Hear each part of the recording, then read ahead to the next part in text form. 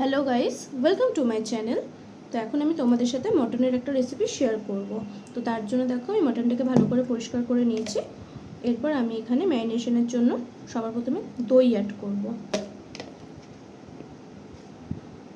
তো এখানে আমি 2 চামচ মতো টক দই আমি ব্যবহার করলাম।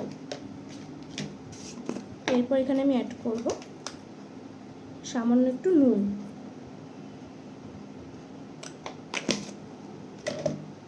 তারপর এখানে আমি অ্যাড করব আদা রসুনের পেস্ট।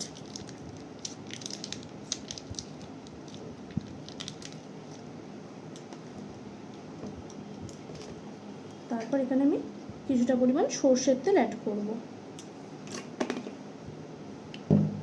তারপর আমি সব কিছু ভালো করে মটনের সাথে মিশিয়ে নেব।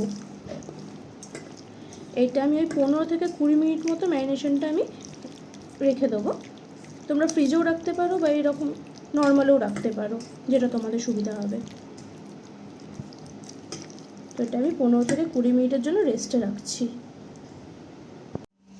তো মাটনটা করার জন্য এখানে আমাদের একটা মশলা করে নিতে হবে। সেখানে আমি একটা তেজপাতা, আর এখানে দেখো জায়ফল, জয়িত্রী, কিছু গোটা গরম মশলা সব মিক্স আছে। তো এটা আমি কিছুটা পরিমাণ অ্যাড করে দেবো।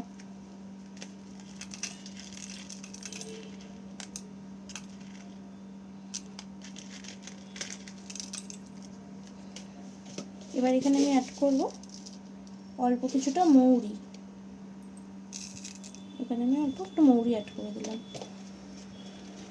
এবার আমি এই সব কিছু জল ছাড়া গুঁড়ো করে নেব। এরপর আমি গ্যাসে একটা কড়াই বসিয়ে নিয়েছি। তারপর আমি গ্যাসটাকে অন করে নিলাম।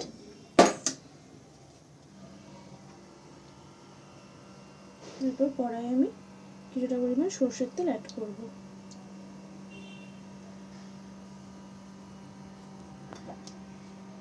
তো তেলটা গরম হয়ে গেলে ফার্স্টে আলুগুলো আমরা ভেজে নেব। তো তেলটা গরম হয়ে গেছে, এবার আমি আলুগুলোকে ছেড়ে দেবো।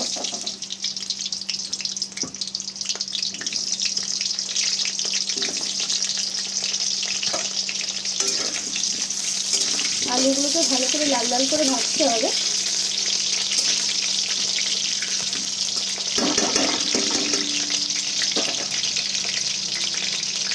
এরপর আমি আলুতে অল্প কিছুটা পরিমাণ নুন দিয়ে দিলাম, সামান্য একটু হলুদ দেবো, আর কালারের জন্য এখানে কিছুটা পরিমাণ কাশ্মীরি মির্চ অ্যাড করলাম। এতে আলুটার কালারটা খুব সুন্দর আসবে। তারপর ভালো করে লাল লাল করে সব কিছু একসাথে মিশিয়ে নিতে হবে।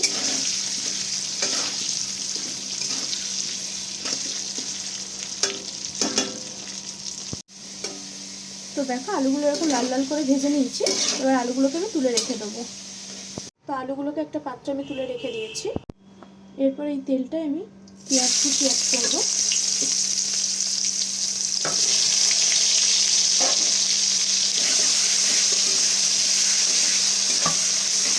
পেঁয়াজটা ভালো করে লাল লাল করে ভেজে নিতে হবে। পেঁয়াজটা এরকম হালকা ভাজা ভাজা হয়ে আসলে এখানে আমি আদা রসুনের পেস্ট অ্যাড করব। আমি কিন্তু ম্যারিনেশনের সময় আদা রসুনের পেস্ট ব্যবহার করেছিলাম, তাই এখানে পরিমাণটা বুঝে ব্যবহার করতে হবে।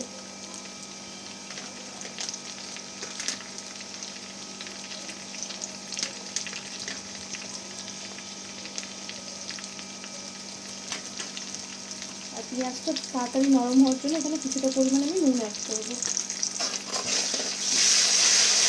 এবার আদা রসুনের কাঁচা গন্ধটা না যাওয়ার দিয়ে ভালো করে এগুলো সব একসাথে ভেজে নিতে হবে। তো আদা রসুনের কাঁচা গন্ধটা চলে গেছে। এবার এখানে আমি টমেটো কুচি অ্যাড করব।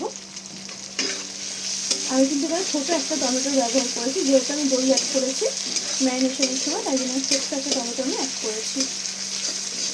এরপর হালকা নাড়াচাড়া করে এখানে ম্যারিনেশনের মাটনগুলো আমি অ্যাড করে দেবো।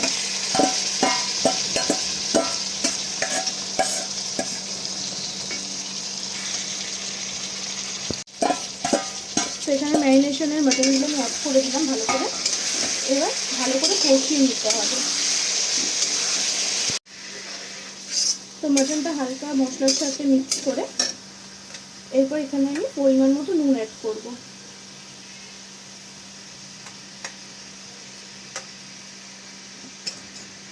তারপর এখানে অ্যাড করব হলুদ,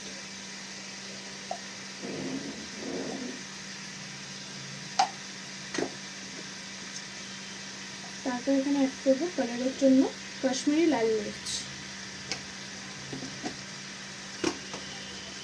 যেহেতু আমি এখানে কাঁচা লঙ্কা বাটার ব্যবহার করছি ঝালের জন্য, তাই গুঁড়ো লঙ্কাটা কিন্তু একদম অল্প পরিমাণেই ব্যবহার করব। এরপর আমি এখানে যে গরম মশলাগুলো উইদাউট জল, যে শুকনো গরম মশলাগুলো এই মিক্সারে পেস্ট করলাম, সেটা আমি কিছুটা এখানে অ্যাড করব। এইটা অ্যাড করেছি বলে কিন্তু আমি তেলে প্রথমে গরম মশলার ব্যবহার করিনি।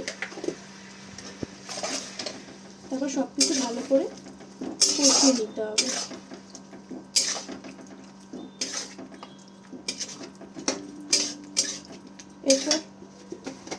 এরপর এখানে আমি ধনে গুঁড়ো অ্যাড করলাম।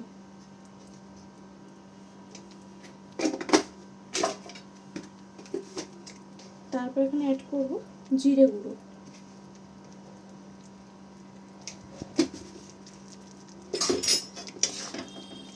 এবার সব কিছু ভালো করে একসাথে মিক্স করে নিতে হবে।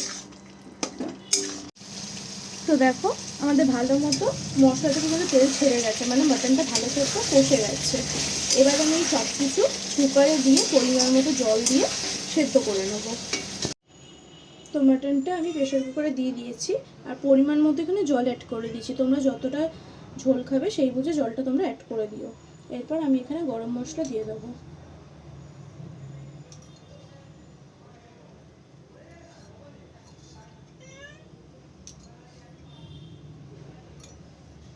তারপর প্রেশার কুকারটা ঢাকা দিয়ে আমি এখানে 2 থেকে 3টে সিটি মেরে নামিয়ে নেব।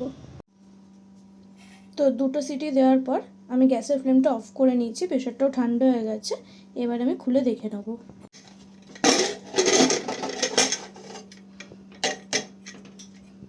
দেখো আমাদের মাটনটা কিন্তু একদম রেডি। তো মাটনের রেসিপিটা তোমাদের কেমন লাগলো অবশ্যই জানিও। ভালো লাগলে অবশ্যই লাইক, কমেন্ট এবং ফলো করো। টাটা।